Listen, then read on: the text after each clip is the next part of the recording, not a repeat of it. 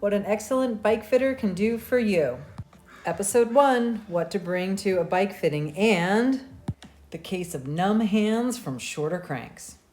With Erik Moen, bike fitter to the stars like me. Hey, I'm here at Erik Moen's. He's my bike fitter who comes into Sisters, Oregon about once a month.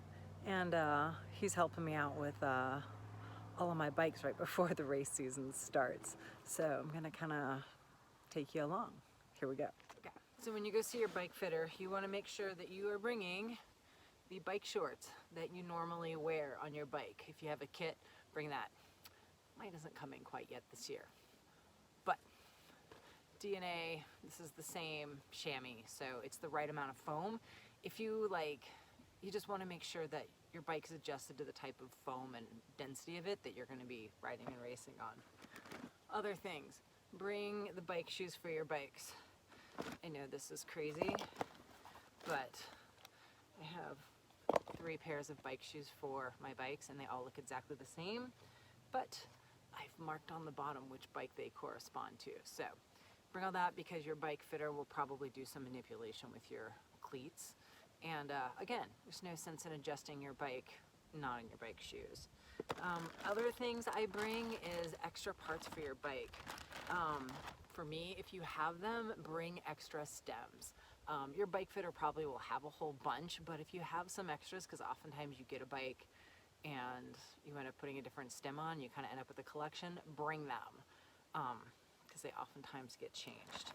And then last but not least, I always bring a bike helmet with me too, just because oftentimes you're still going to want to go pedal on the bike out on the street and just kind of dial in the fit a little bit. So right bike shorts that you normally ride in, bike shoes, extra parts if you have them, and a helmet, and you're good to go. All right, so this is Erik.